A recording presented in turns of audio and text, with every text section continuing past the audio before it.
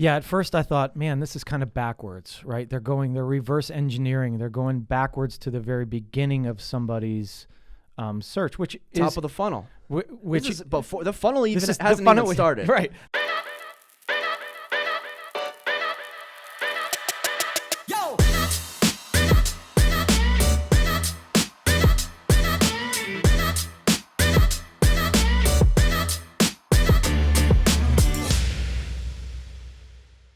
How's it going, everyone? Welcome back to another episode of the Shawn and Matt Show. My name is Matt, that is Shawn, and welcome to our show. Shawn, Thursday, February 25th. In today's episode, we're going to be talking about Redfin's big acquisition, EV chargers, and quite possibly, I don't know if it's the best listing description, but it's certainly the most honest listing description. How is your Thursday treating you?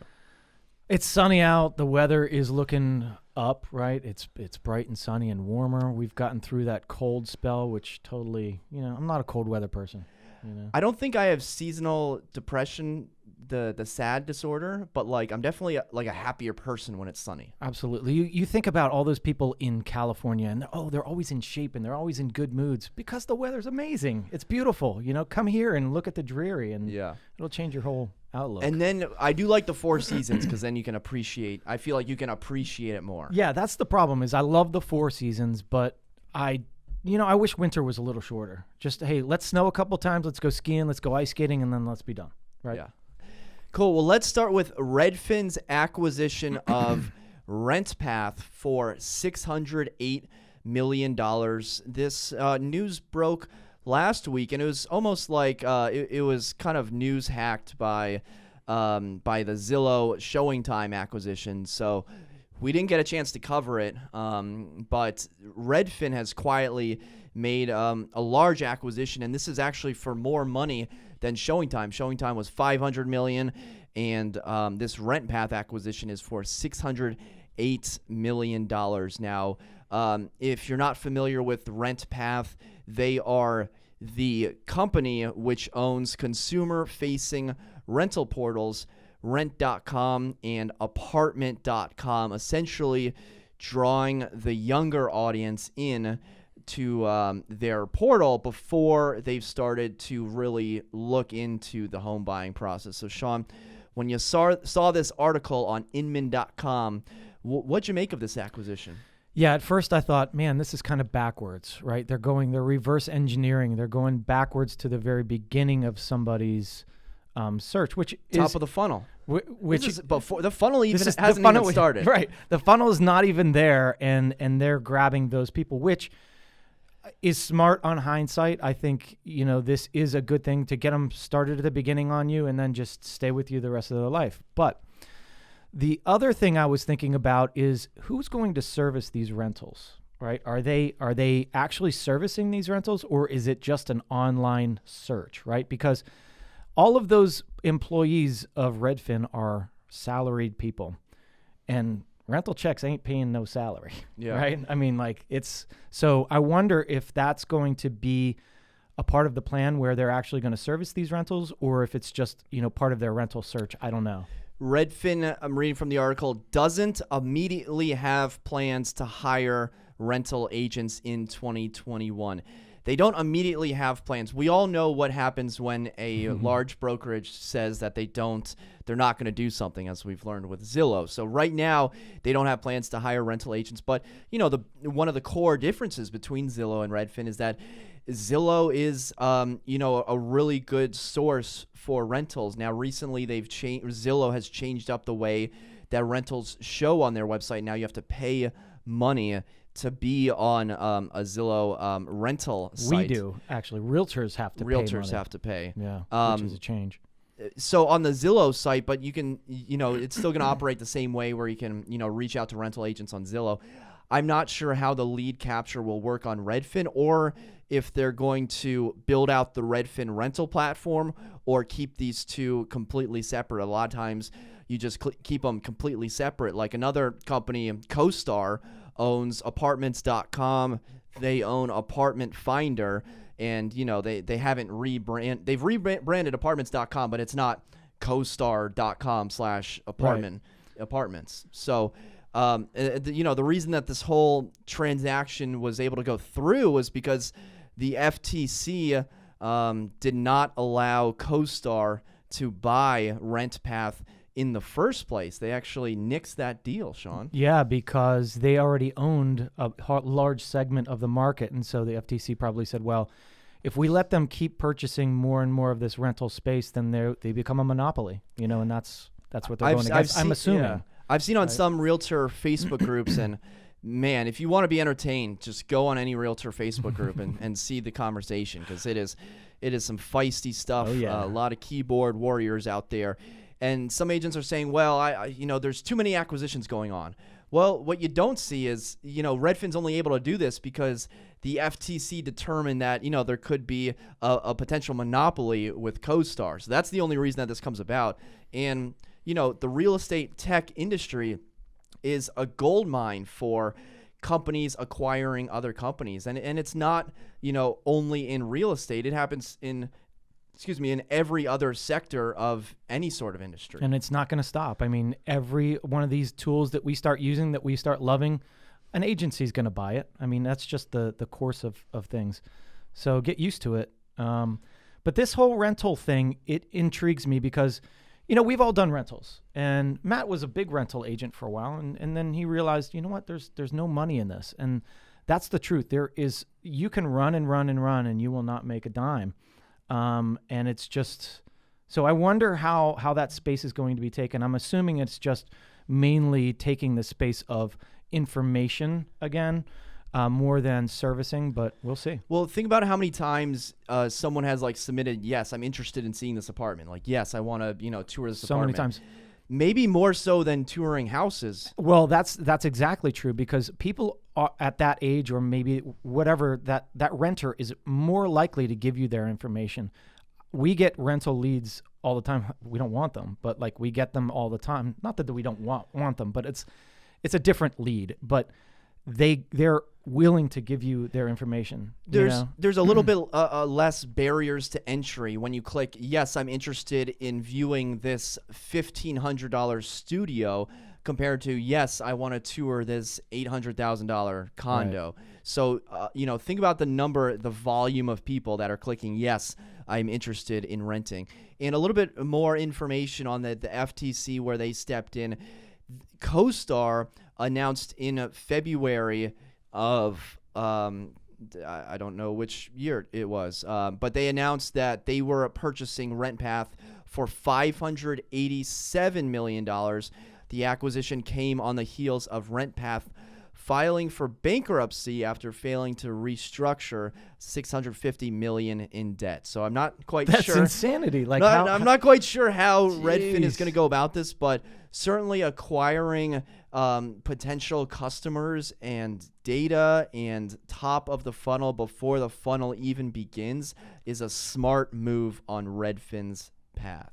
Yeah, it's surprising that they actually paid more. And, as we look right now, the rental market is really slow. So you would think that the value would go down, but that's interesting, especially they had so much debt that they were going under anyways. Yeah. That's crazy. I don't analyze financial statements, but I'm going to put it out there. I think that's a smart acquisition. Okay, so our next topic has to do with EV chargers and commercial real estate.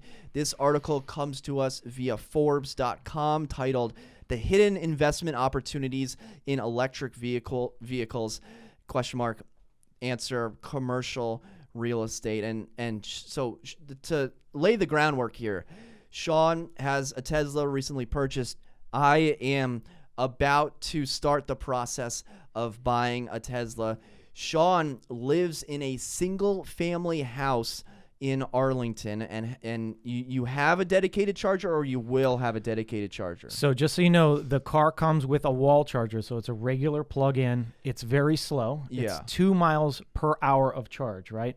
But then you can upgrade your whole line. You can do it to the 240 amp thing, or you can get the dedicated charger. I have the dedicated charger that you have to spend about $530 for from Tesla, and then you have to get an electrician in to run the new line.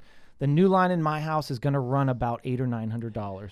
I haven't done that yet. I think most people are going to do that if they have the opportunity. They're, if you just plug it into the wall, it's going to take forever to charge. So you want to upgrade to I think it's the 240 amp or whatever the fastest is for your own house. But what I'm getting at is Shawn, single family house, dedicated charger. I live in a condo. We have 2 chargers for 525 units. The chargers are located outside. I haven't used them personally, so I can't attest to them. One of my neighbors has a Tesla, never uses it, says that the charging is not conducive, and it's at a much lower kilowatt hour. I think it's 6.6 kilowatt hours. What I'm getting at is in Arlington County, the population is around 240,000 people, and there's about 50,000 single-family houses, townhouses, and duplexes, meaning that out of those, 240,000 people, only 50,000 plus spouses and kids are living in single-family houses. A lot of people are living in apartments and condos, and EVs are becoming more and more popular, and you can only retrofit a condo, an apartment building so much, where not everyone that lives in an apartment building or a condo building is going to be able to charge in their spot or on their property, meaning that they're going to have to travel somewhere, usually within 10 to 15 minutes, sometimes 20 minutes, for either a supercharger or a destination charger or a charging station at a public garage. So, with that being said, laying the groundwork, what this article is saying is that with the rise in EV popularity, no one's talking about how long it takes to charge these cars, because if you're at a gas station, you put the charger in, you go, grab a soda or something, you come out in 2 minutes or 3 minutes and you're done. With these EVs, it'll take 15, 20, 25 minutes depending on your car. And I rented a Tesla over the summer for a road trip, had to go to Maryland to pick it up, peer-to-peer car sharing, and drove to Gaithersburg, found a charger. The thing took like 45 minutes to charge. Now, it was a later model. I think it was a 2012 or 2013, like super old model. But it was at a walkable complex that had a restaurant, a grocery. I walked around a Rockville grocery store for 20 minutes. When would I ever walk around a Rockville grocery store? I, spent like $12 and the article states like there is a huge opportunity if you can create a reason for EV owners, usually people that have a little bit of disposable income, to park their car. They're going to be there for a minimum of 15 minutes.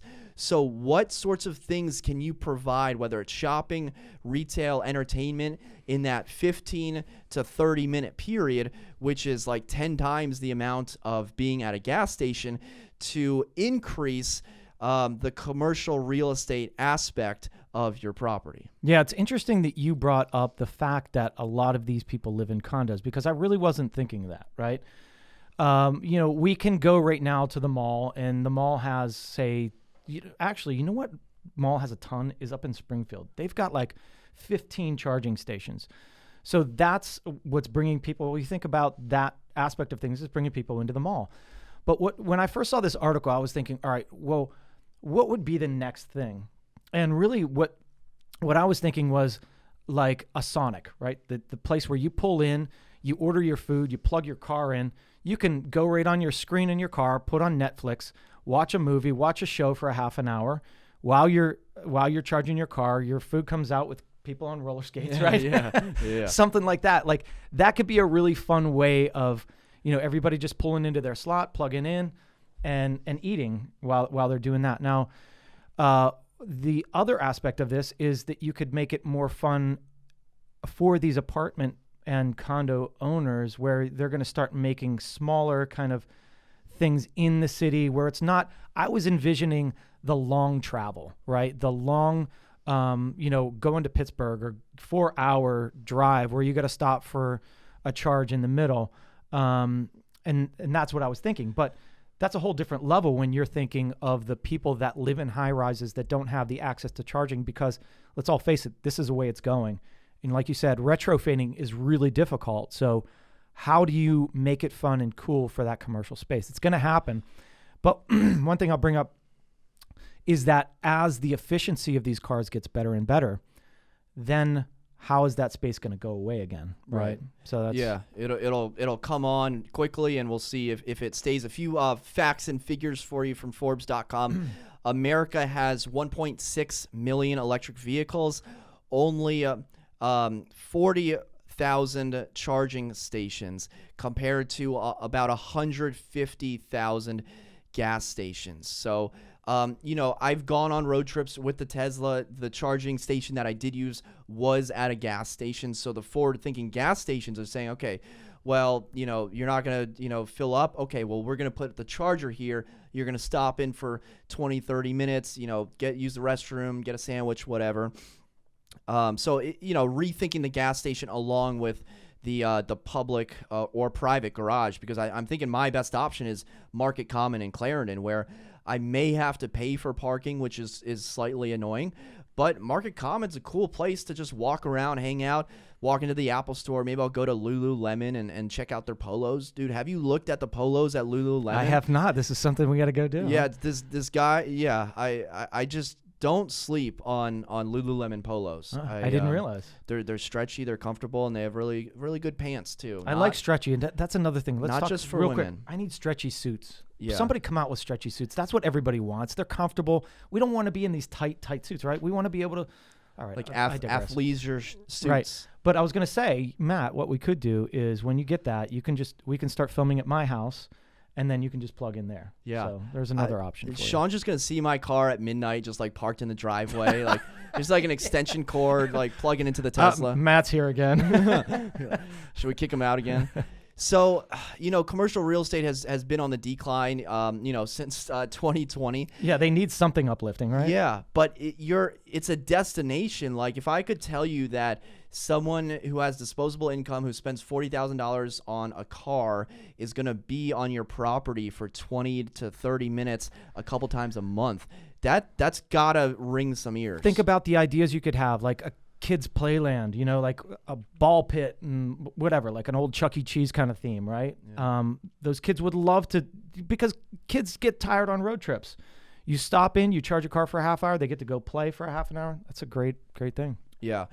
And I always see these like copy pasta gas prices on Facebook. Like today is February 15th, gas prices $2.58. Like I don't care if gas prices are like $2.58 or $2.98. Like, is that a big deal? No, it doesn't make a difference. Gas is not the future. Like the price on the gas is not the future. I think electric cars are the future. However, I did fill up my tank the other day, and it went over $50 to fill up, and I was like, wow, that's high. It used to be up into like the $70. Like, it was expensive for a little while there, but yeah, it doesn't make a difference. Yeah, a little more expensive, but like, who cares? Yeah.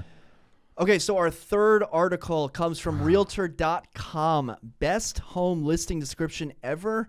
Brutal honesty pays off in Florida. This is a lemon of a house turned into sweet lemonade, as the lead of the story from Tiffany Sherman comes to us from Cypress Hills, Florida. And the house was listed for $69,000. Nice. Scathing accuracy and a serious sense of humor. So essentially, this is a terrible house. The agent knows it, the public knows it, and the listing description states, here it is, literally the worst house on the street. The seller has done the hard work of cleaning up almost the half-acre property. It only took 7 dumpsters in parentheses, so now is your chance to take it from here. I love it. No lipstick on a pig for this one, just a pig. Well, it's funny that this comes up because Matt and I were talking last week or 2 weeks ago about these descriptions. And now that the MLS has allowed us to write longer paragraphs, there's people writing novels, right? They're writing these big novels. I'm wondering, do people actually read these things? Because I don't. I never read it. I look at the pictures and I move on, or watch the video, go to the 3D tour. I'm not reading a novel to learn about the house because I can just look at the pictures. And so Matt and I were saying, well, what if we just said, go watch my video? That tells you everything that you need to know. Go watch the video, right? Yeah. I mean, I think they're kind of useless, and I think this is the way to catch attention. I mean, let's face it, we're trying to catch attention for our listings, and being brutally honest is a great way to do it. Yeah, so over on Zillow, the house is pending. It was on the market for 17 days. It had 168,000 views and 1,500 saves. Definitely went viral. Listing description goes on to say, have you ever watched HGTV and thought I could do that? So definitely some tongue-in-cheek by Philippa Main from Future Home Realty Inc. Good job, Philippa. And, this isn't saying, I saw one listing description of Station Square and it said, this is a 2-bedroom condo at Station Square, nothing you haven't seen before. We're not saying like insult the property. Like this one, I'll put the pictures up if you're watching on YouTube, you can definitely like insult this property because everyone knows it's just a piece of junk. But if you just have we're not saying, hey, it's a 1-bedroom condo with a bathroom, go watch the video. We would say a little bit more than that or something along those lines. There's an agent Short and sweet. Yeah, there's an agent in DC that does like soliloquies of the property. And they're mildly entertaining, and maybe you'd share it with a friend. There's some agents that they always put the same couple words at the front, or they'll have the same kind of format.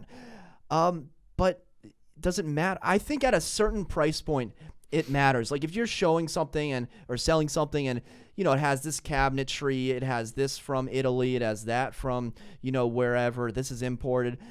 That's got to be there somewhere. I don't know if the listing description is where it needs to be, but certainly the novel listing descriptions do no favors to no one.